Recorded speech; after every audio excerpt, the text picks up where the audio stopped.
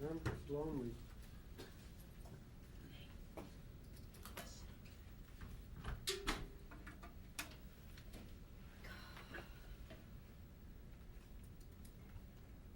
can't believe it's only Thursday.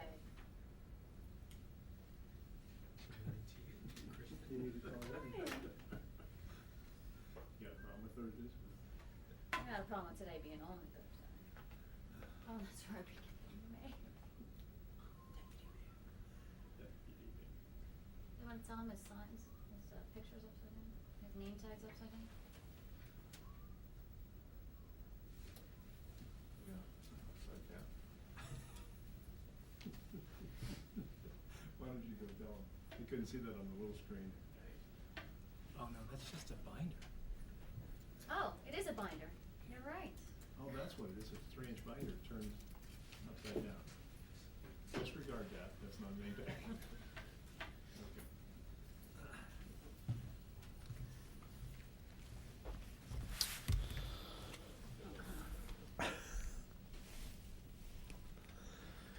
Well, good morning. It is 9 o'clock, and I welcome you again to the Pentagon briefing room. As you know, I'm Colonel Keck, the Director of the Press Office, and we have with us today from Baghdad our briefers for today, who are two individuals closely involved in rebuilding efforts in Baghdad and in Iraq. We have first on the screen to your left, Brigadier General Michael Walsh, who last spoke to us about 4 weeks ago. He is the commander of the Army Corps of Engineers Gulf Region Division. And on his right on the screen is Mr. Ibrahim Mustafa Hussain, who is the Baghdad's Deputy Mayor for Technical Affairs. They each have some opening comments, and after that, we'll take some Q&A. Gentlemen, with that, I'll turn it over to you. General Walsh. Thank you, and good morning. I want to thank you all for being here this morning. Certainly wanted to welcome you to this opportunity for me to talk to you today about Gulf Region Division's reconstruction efforts here in Baghdad. I also want to thank the Deputy Mayor Ibrahim Mustafa for joining me here today to highlight the progress being made in his city. You can't pick up a newspaper or turn on television these days without seeing violence every day in Iraq. What you don't see are the successes in the reconstruction program, how reconstruction is making a difference in the lives of everyday Iraqi people, especially here in Baghdad. The United States has contributed almost $22 billion towards the rebuilding effort here in Iraq, an effort that's going to require estimates between $60 billion and $80 billion to put the infrastructure back together. The U.S. government and the government of Iraq are working together to yield the positive, tangible reconstruction results that are significantly improving the lives of the Iraqi people. As General Petraeus has made clear, Operation Fard el-Qanun is making progress, but it will take a continued commitment and determination over the course of many months. While I'm not a principal on the operational side, I am helping in the reconstruction side, working in conjunction with our Iraqi partners. I'm here to talk to you about reconstruction. Certainly the work in Iraq is challenging and difficult, but our building efforts are a vital component to Iraq's progress towards democracy. As citizens feel safer, conditions will be set for the resumption and improvement of basic essential services.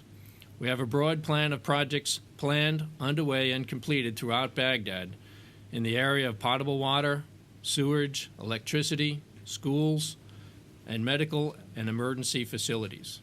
To date, we have more than 2,500 projects that were planned in Baghdad province, and have completed almost 2,000 of them. This number reflects all of the U.S. government reconstruction efforts, not just from the Corps of Engineers Gulf Region Divisions.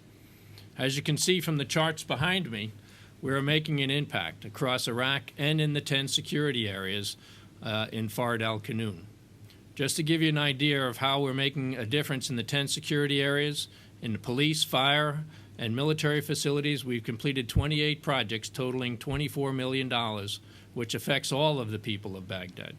On the education side, we finished 21 projects totaling $1.1 million and affecting more than 225,000 children. In the health sector, 24 projects totaling $12.9 million, affecting more than 260,000 residents. Water, 20 projects totaling $10 million and affecting 240,000 residents. And in electricity, 79 projects totaling $125 million and affecting over 500,000 residents. And these projects are just in the 10 security areas. Remember, we are working also on projects throughout the province, as well as Iraq. Iraq is a country rich in natural resources and intelligent and talented people, and I'm confident that by continuing to work with our Iraqi partners on reconstruction and focusing on essential service projects, we can help build a bright future for Iraq. We continue to strive for that success, but we're not doing this alone. By teaming with our Iraqi partners, we are building the foundations for continued success. My colleague in this effort is Deputy Mayor Mustafa, and he'll talk to you in just a few moments about our partnership and the effects that are being held in Baghdad. Thank Deputy you, Mayor. General. Good morning. First of all, Amanat Baghdad serves the inhabitants of Baghdad, who are about 6.5 million inhabitants now in Baghdad. We supply the services for water, sewage, roads, and the parks, and we're responsible for the urban development of the city. This city, during the 80s, from that time till now, we didn't really had any big projects here. So we received deteriorated networks of services in water and sewage everywhere in the city. Now we have in Baghdad a shortage of about 1 million cubic meter per day of water to be supplied to the people. I know all the cities have water networks, but they don't have sufficient water. In sewage sector, 75 of the city only is served, and 25 is not served yet with sewage. And we have also a shortage in treatment of the sewage, which is released to the river. Also in other services in Baghdad. What we did really with the help of the coalition and other donors and with the money from our government, we've started a lot of projects to improve the situation in Baghdad. We had a plan for 4 years, and we've started now to have the projects executed, and we hope in the future that you will see Baghdad is a better city and a good city as it was before. Thank you. Thank you, Deputy Mayor, for joining me today. And I also want to thank you all for your interest this morning. And with that, we'll take your questions. Okay, let's begin. I remind you that they cannot see you, so please identify yourself. Kristen. This is Kristen Roberts with Reuters. Hoping you can tell me, General, since we've begun to see a slight decline in violence over the past few weeks in Baghdad, how many projects, if any, have you been able to advance to completion, again, in Baghdad? And then also in Sadr City, what projects have you been able to bring in specifically into that area with the decline in violence? Right, we have about 70 projects that are ongoing in Sadr City, as well as hundreds throughout the city, and we're certainly finishing up probably between 15 and 20 projects every 2 weeks, so about 40 projects a month. In regards to the security piece, about 12% of my projects are delayed. That's across the country in regards to security. So as we're beginning to get control or re-get control of a lot of the portions of the 10 security areas, we're able to get our contractors back in there and look at the work that's been going on. Well, to that, sir, please, I'm sorry. The 70 projects in Sadr City, are those new projects, or are those projects that were going on before the surge? No, these have been projects that have been going on. We've been working in Sadr City and all of Baghdad since 2004. General, this is David Wood from the Baltimore Sun. Could you describe some of the projects that you have started during the surge in those 10 security areas? I mean, what kind of projects they are? And could you tell us a little bit about how many Iraqis you're able to employ in the reconstruction projects? Certainly. The type of projects that we've been working on, certainly working with the mayor, is water projects. We're continuing to work on the water treatment plants, putting in water lines, sewer lines, and we're continuing to work on electrical distribution systems. I don't know what the number is in Iraq, but we have about 30,000 Iraqis working for Coalition Forces Gulf Region Division across the country. About 60% of my contracts are with local Iraqi firms. How much money would that be roughly? I missed that question? How much money would be represented by that 60% of the contracts? In other words, how much money are you putting into the Iraqi economy? We have so far since 2003 put in about $8.5 billion, and I'm working on another $3.5 billion that we're working on right now, and that should take me up till about the next 10 to 15 months to finish up that construction. General, it's Mike Mount with CNN. Can you talk to us a bit about the number of projects you've been completing since the surge in terms of the number of projects or percentage of projects completed prior to the surge? I just want to kind of see if you could quantify the security situation there. Right. In regards to the surge projects, we have been completing them at about the same rate we have on the larger projects. Certainly, the larger projects that the United States or the coalition forces were working on since the 2004 timeframe were the larger projects on water treatment plants across the country, as well as electrical distribution and the larger projects. In Baghdad itself, we do have some large projects going on, but also working with the Commander's Emergency Relief Fund, USAID, and others, and those are smaller projects. And so those will certainly turn around a lot faster than the larger projects, but I don't have a definition of how quickly the smaller projects had been completed before the surge. Hello, I'm Jerry Gilmore, American Forces Press Service. I had a question for the Deputy Mayor, please. How are your Baghdad citizens reacting to these programs and these projects? I mean, is it helping them? Do they have more hope? Do they feel that they're going to have a better quality of life in the days ahead? Yes, sure, because I think the people of Baghdad deserve more than what we have now. As I told you, from the mid of the 80s till now, it's only problems we had in Baghdad. We didn't have good services, so whenever the situation of the security is getting better and the services is there, the people are happy, they are expecting more and more from the new plan, security plan, and everybody here is optimistic that the situation will be better in the future. Because we're ready with our projects, the coalition part is ready with their projects, and we hope the security will help us to that. Mr. Deputy Mayor, Jeff Shogel with Stars and Stripes. I believe you mentioned that 75% of the city has sewerage. Can you talk about how many connections that translates to? I don't really have the figure of connections there, but I'm talking about the area of Baghdad. It's about 900 square kilometers in Baghdad. 75% of that area is served with sewage networks. The rest is not served. We have new plans to serve most of these areas, and we've started in parts of the city. Follow-up, is the lack of access to sewerage or the effluent a problem for Baghdad? It is a problem because, you know, usually people use the septic tanks to get rid of their sewage, but then with the high water level in the city, groundwater level, then the streets are flooded. What we're trying to do in some areas is to help the people. They have trenches to transfer the sewage, which is not acceptable, but it's the only way to serve the people for the time being till we execute the new projects.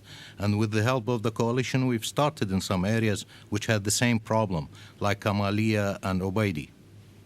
Question, how much would it cost, do you estimate, to solve or to alleviate Baghdad's sewage problem?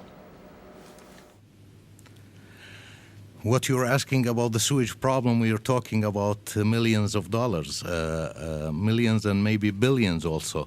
But what we would like to have is just to restore what we had the services before, and from that we will expand to the new projects.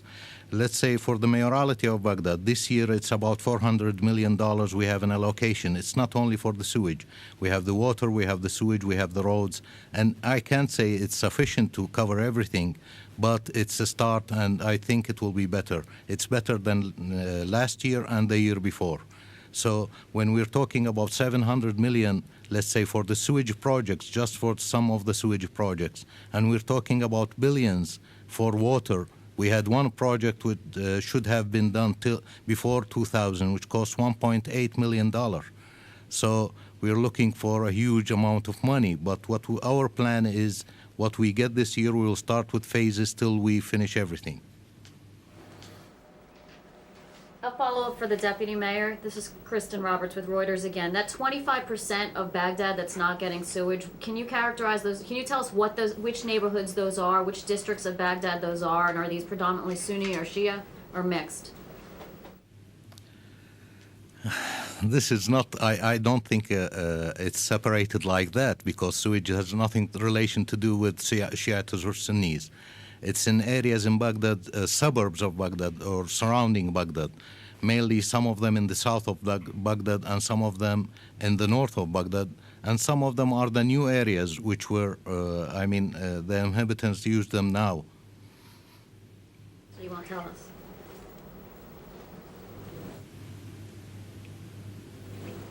Go ahead. Mr. Deputy Mayor, it's David Wood from the Baltimore Sun again.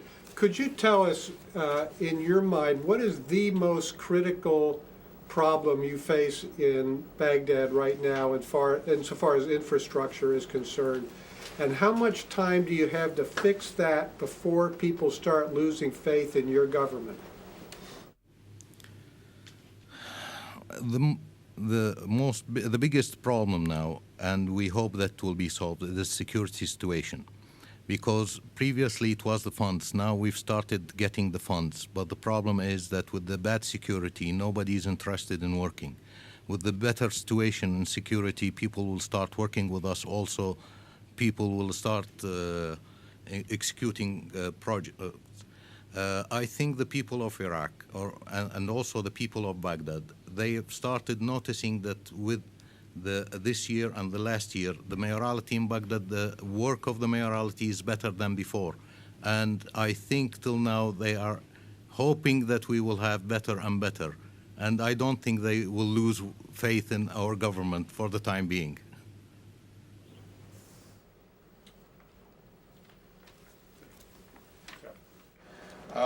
This question is for both of you. Sorry, this is from Jeff Shogel with Stars and Stripes again.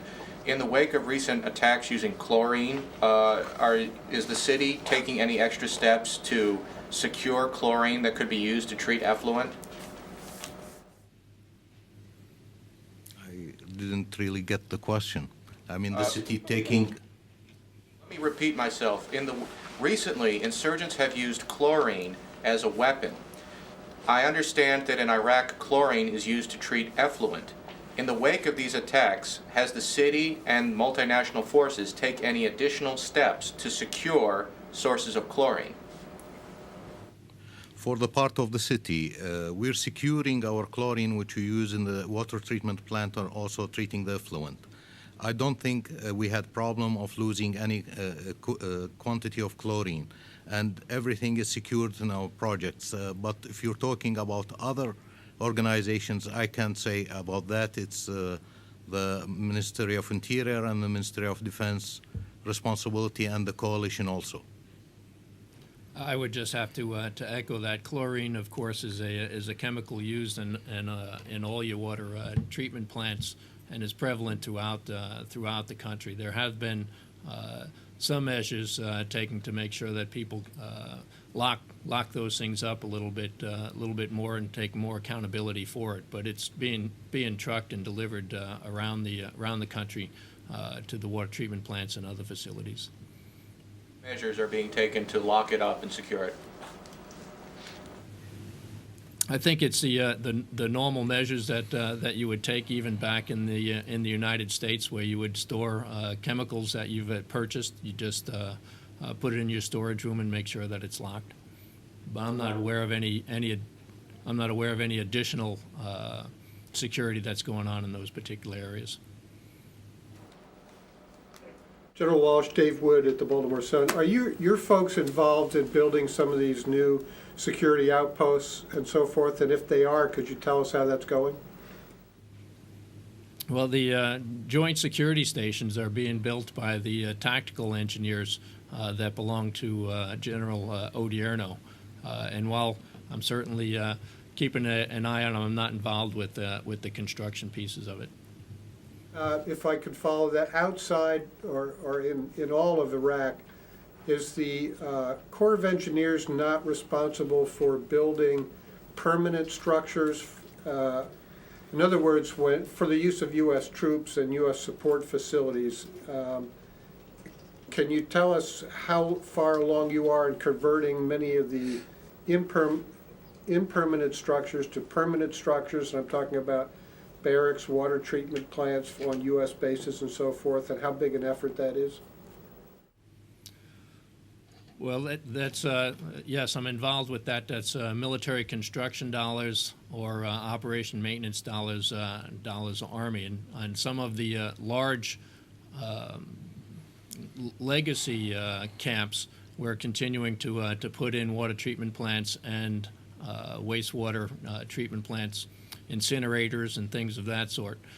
Certainly, as we redeploy from smaller FOBs to larger ones, and now during this time period, we're moving off the FOBs and trying to have our soldiers live with the joint security stations.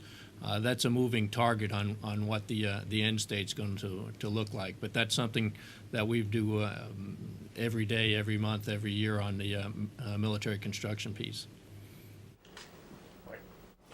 General, it's Mike Mount again from CNN. Just curious, what part of the country right now are you having the hardest time getting projects completed because of security issues?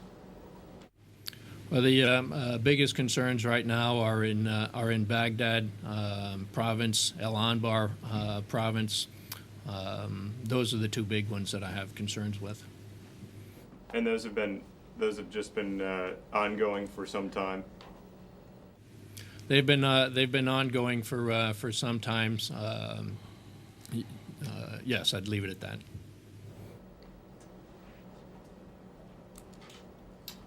Okay, gentlemen, I believe we have exhausted the questions on this end. So with that, I will turn it back over to you for closing statements.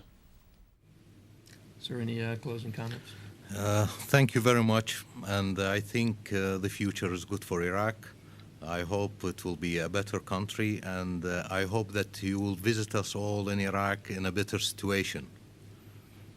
And I would just end that we have a good, strong working relationship with the engineers here in Baghdad and certainly in Iraq as we continue to provide essential services for the people.